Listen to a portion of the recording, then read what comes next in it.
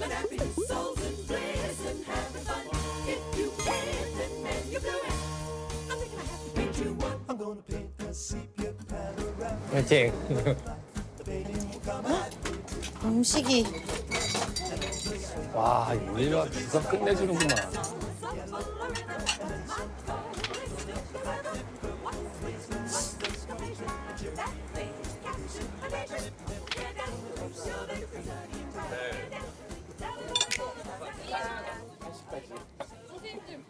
감독님 완전 딴 사람으로 보여요. 아, 빽대. 우리는 이뷰를 보는데 우리는 한국이에요. 사진 찍어주세요. 하나 찍어서 찍어서 올려주세요. 하나, 둘, 셋. 아우, 멋지다. 와. 다들 뉴욕 오셔서 여행들을 하셨잖아요. 유현준 교수님 건물 뉴욕 시내를 돌아다니면서 건물을 막 네. 둘러보셨다고 얘기 네네. 들었어요. 몇 년 만에 오신 거죠, 뉴욕에? 전 5달 만에 왔습니다. 아, 이러면 토크가 안 풀리는데. 안에 겨울과 여름이 또 풍경이 되게 다른 도시이기도 해요. 네. 계절감이 다르기 때문에 네. 여름이 더 훨씬 좋아요. 그래요? 네. 전 사실 걸으면서 유현준 교수님 생각 많이 했어요. 예전에 뭐 유 교수님 책에서 본 것이기도 하고 아 정말 그렇구나 오늘 느낀 것 중에 하나가 맨하탄이 진짜 걷기 좋은 도시구나 이런 생각했어요. 표지판이나 이런 그 양식들 같은 것이 150년 전에 만든 건데도 이게 굉장히 이렇게 어떻게 보면 효율적으로 짜여져 있잖아요. 네. 대충만 들어도 어디 있는지 알 수 있을 정도로 그런 데를 이렇게 마음껏 걷는 게 이게 여름에 좀 땀이 나서 힘들다는 거 정도를 제외하면 굉장히 좋더라고요. 네.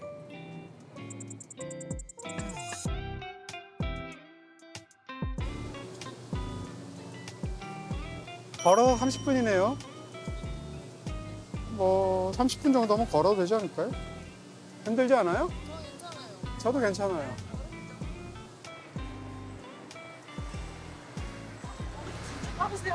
미안해요. 내가 좀 빨리 걸어. 미안.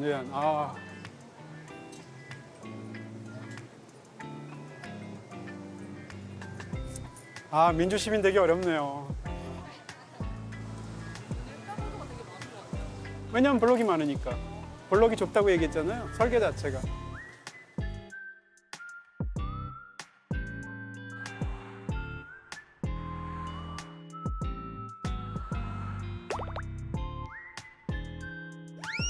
저렇게 먼저 건너는 사람은 무조건 뉴요커예요. 네, 제일 마지막에 이게 머리 긁으면서 걷는 사람은 이제 관광객. 사실은 이런 거 우리나라 사람들이 거의 세계에서 손꼽을 만큼 잘 지켜요. 다녀보면. 이 길이 브로드웨이예요. 브로드웨이를 따라서 쭉 올라가고 있어요. 브로드웨이가 약간 이렇게 사선으로 되어 있기 때문에 계속 스트리트하고 만나요. 체계를 보시면 이런 걸 이제 스트리트는 어떤 식으로 되어 있냐면 미국에서는 동서방향으로 난 거리를 스트리트라고 하고요. 남북 방향으로 난 거리를 애버뉴라고 해요.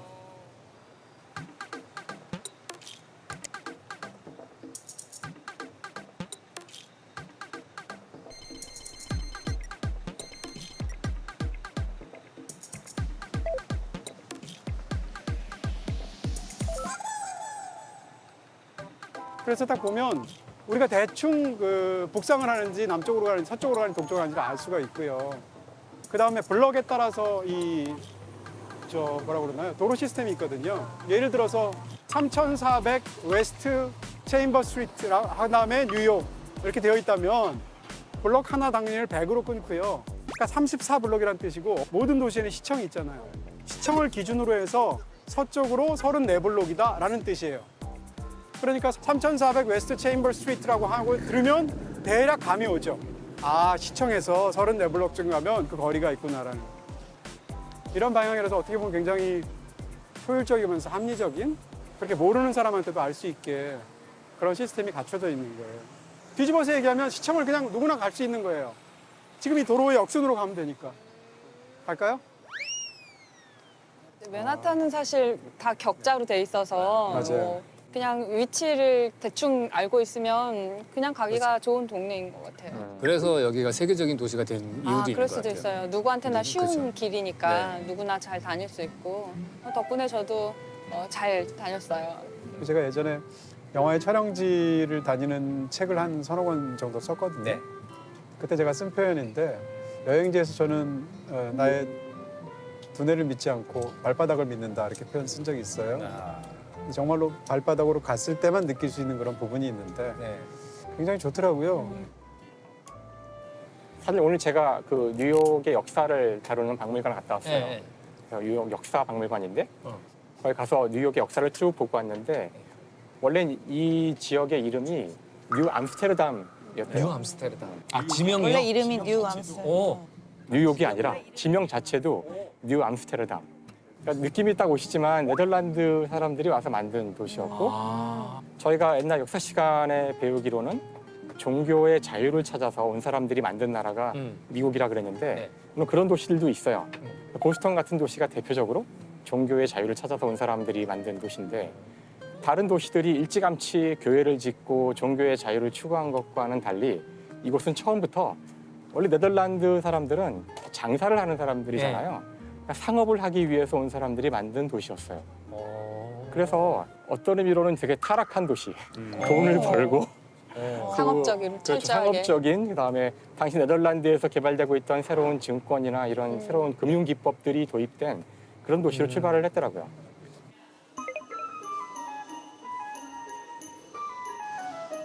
이게 가장 오래된 부분이겠네요.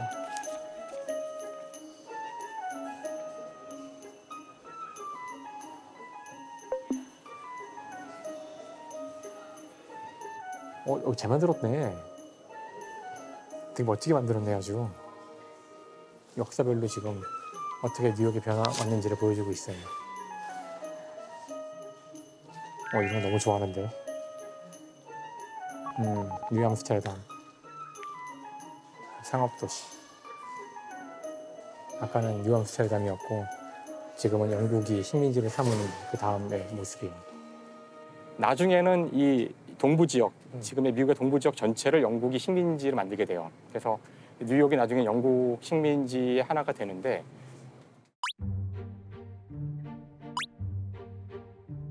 그러자 이름이 바뀌어야 되겠죠. 아, 그렇죠.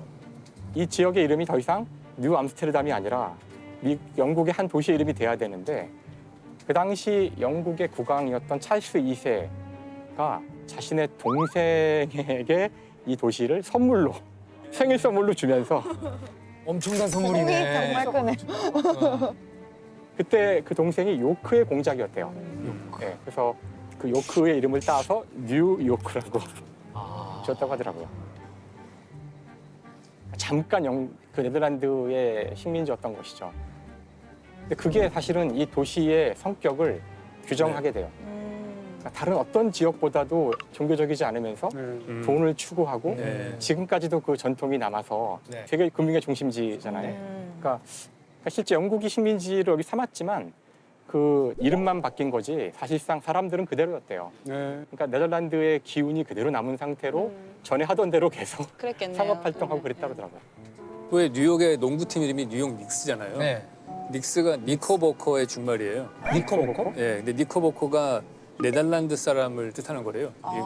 그래서 그렇군요. 그래서 닉스고 그리고 제가 알기로는 실제로 이 맨하탄에 아직까지도 부동산을 많이 갖고 있는 사람들이 다 네덜란드계 그래요? 사람들이래요. 그럴 수 있겠네요. 그것도 예 말씀하세요. 말씀하시고. 아니, 먼저 하세요.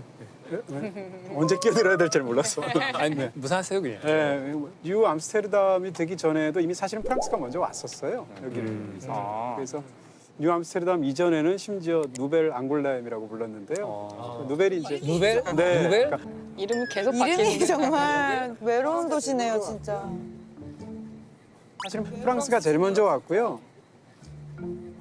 누벨 앙골렘이라고 붙이는 게 앙골렘이 이제 프랑스에 있는 지명이기도 하고 그 당시 프랑스 왕이 앙골렘 공작이에요. 그래서 이름을 아까 지금 뉴욕하고 똑같이 누벨 앙골렘이라고 붙여요. 근데 그 당시에는 이제 맨하탄 남쪽이 모래톱이고 막 이러다 보니까 쓸모없는 땅처럼 보이니까 이 땅을 프랑스 왕이 포기합니다. 사실상 그렇게 임자 없는 땅이 되니까 그 이후에 몇십 년 뒤에 지금 말씀하신 것처럼 네덜란드가 이쪽을 차지하게 되죠. 근데 재밌는 게 아까 이 역사박물관에서 그 뉴욕의 역사를 한 20몇 분짜리 비디오를 보여줬거든요. 그걸 다 보고 왔는데 그 얘기를 안 해요. 그러니까 네덜란드로부터 그 비디오 공식 비디오가 시작을 해요. 그러니까 허드슨 얘기 나오거든요. 그랬어요. 허드슨 강의 기원이 처음에 여기를 탐사했던 이름이 허드슨. 예, 탐사해서 이 지금의 허드슨 강을 거슬러 올라갔던 사람의 이름을 딴 건데 모험가에 그 사람도 네덜란드 사람이거든요. 네. 그러니까 네덜란드로부터 그 비디오 공식 비디오가 시작을 해요. 그러니까 이들은 적어도 자기의 정체성을 네덜란드에서 갖고 오고 싶었던 것 같아요. 왠지.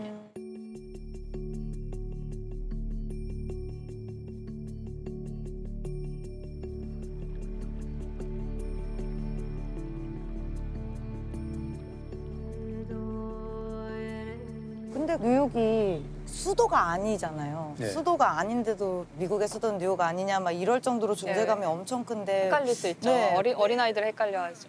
왜 이렇게 존재감이 큰 건지. 저는 한 두 가지 정도가 있을 것 같아요. 일단 UN 본부가 여기 있잖아요. 네. 그러니까 미국이라는 나라가 전 세계를 장악하게 된 거는 2차 세계대전이라는 20세기 최고의 이벤트의 승자잖아요. 2차 세계대전 끝나고 나서 야, 전 세계 모든 나라들 수장들 다 모여 한 자리에 했는데 그게 딱 맨하탄의 그 지구가 있잖아요. 그러니까 여기가 상징적인 의미가 있는 것 같고 또 하나는 100년 전에 지어진 엠파이어 스테이트 빌딩이 최고의 랜드마크 건물인데 그게 저기 보이잖아요. 뾰족하게. 아 저거. 저게 아직까지도 최고의 랜드마크 건물인데 그게 전 세계에서 가장 오랫동안 제일 높은 빌딩의 자리를 차지한 건물이에요. 그러니까 그런 상징적인 의미도 있고 또 하나 마지막으로 한다면은 뉴욕은 인구 밀도가 제일 높은 도시거든요. 그러니까 단위 면적당 가장 많은 사람이 사는 도시예요. 그러면은 단위 면적당 가장 많은 사람이 산다는 거는 단위 면적당 사람들 간의 연결고리가 제일 많다는 뜻이고 도시의 인구 규모가 2배가 늘어나면은 특허 출원수가 2.15배로 늘어난대요. 그러니까 더 도시의 규모가 커질수록 더 창의적인 도시가 된다는 뜻인 거예요. 근데 여기는 인구 밀도 면에서 봤을 때는 압도적이거든요. 아까 그 비디오에서도 제가 보니까 네.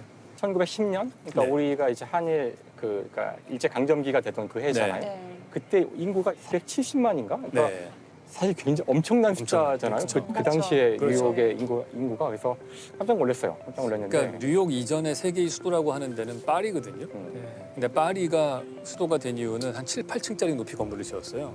그러니까 오스망 시장이라는 사람 때 중세 때 만들어진 파리 건물 다 때려 부수고 우리는 7층짜리 높이 건물 짓는다. 그러니까 밀도가 제일 높았어요. 도시 규모도 크고. 그리고 그 파리 시민들은 지하 하수도를 깔았거든요. 지하 하수도를 깔아서 사람이 모여 살았을 때도 전염병이 돌지 않게 만든 거죠. 그래서 많은 인구가 살 수 있게 한 거예요. 네. 그랬는데 그거를 뛰어넘은 게 뉴욕이에요. 그 뉴욕의 히든 카드는 뭐냐? 철근 콘크리트와 엘리베이터예요. 엘리베이터. 그러니까 철근 콘크리트와 엘리베이터가 되니까 30층짜리 건물을 지을 수가 있는 거예요. 그러면 인구 밀도가 파리하고 비교했을 때 4배가 높은 거잖아요. 거기서 완전히 경쟁력이 확 뒤집어진 거라고 볼 수 있어요. 그런 면에서 여러 가지로 이 세계의 중심지 같은 그런 명예를 얻지 않았을까.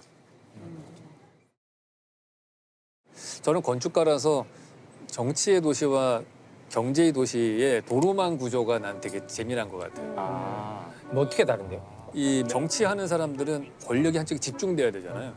그 권력이 집중되려면은 방사상 구조를 해야 돼요. 아 권력이 모여야 되니까. 그렇죠. 파리, 네. 파리처럼. 파리잖아요. 파리 같은 도시잖아요. 그 한쪽에 시선의 집중이 생기면은 권력이 집중이 돼요. 그렇죠. 그렇죠. 근데 격자형 도시의 체계는 모든 사거리가 사실 똑같잖아요. 이건 되게 평등한 그 공간 구조인 거예요. 격자형은 정사각형 격자도 있고 직사각형 격자가 있어요. 아, 예. 근데 장사꾼의 마인드는 손님들의 동선에 민감하잖아요. 그러니까 어떻게 하면은 똑같은 길에 가게 입구를 더 촘촘하게 두지? 그래서 필지 모양이 세로로 길어. 암스테르담도 좁고 길어. 그 장사를 하는 도시들은 좁고 길게 만들어야 돼요. 아. 보면 맨하탄이 남북으로 길잖아요. 교통량이 어디가 많겠어요? 남북 방향이 교통량이 많죠. 그렇죠.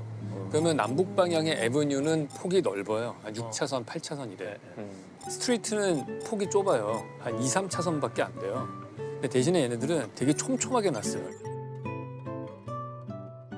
근데 이걸 들으니까 제가 궁금한 게 생겼는데 네. 우리나라의 강남을 네. 보면은 주로 남북 방향이 많이 막히고 네, 동서 방향은 좀 잘 뚫리는 편이잖아요, 상대적으로. 네, 그러니까 이것도 처음에 좀 뭔가 계획을 남북과 동서의 그렇죠. 폭을 좀 다르게 했으면 좋지 않았을까 그랬으면 생각. 좋았겠죠. 그렇죠. 네, 왜 그렇게 안 했을까요, 처음에? 그게 우리나라 사람들이 농사꾼의 마인드여서 그래요. 아, 전답 만들듯이 이렇게. 그러니까 우리는 농사꾼의 마인드니까 땅은 필지가 거기에 움직이는 사람들에게 포커스가 맞춰져 있지 않아요. 햇빛 잘 비치는 게 제일 좋은 땅인 거예요. 근데 사실은 맨하탄이 움직이는 손님들의 동선을 생각하면서 만든 필지고 도로망이거든요. 좋네.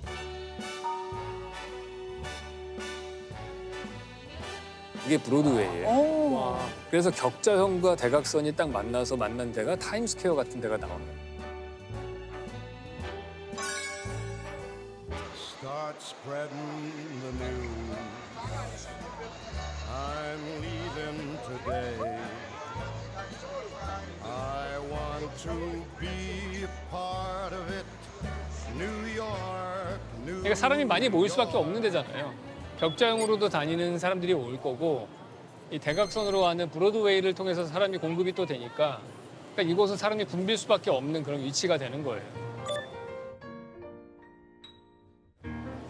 그러니까 사람이 붐비면 뭐가 되겠어요? 극장이 되는 거지.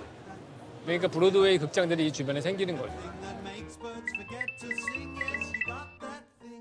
극장들은 사람들이 들어가서 연극을 봐야 되잖아요.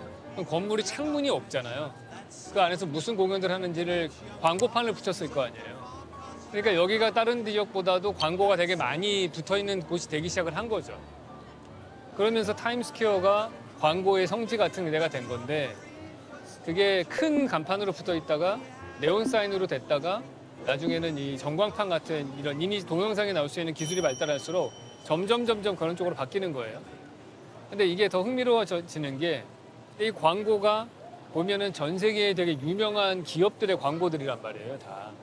그럼 이 광고들이 다 쏟아져 나오면서 만들어진 이 공간은 사실은 뉴욕이라고 보기엔 좀 어려운 거지. 이거는 그냥 제3의 공간인 거예요.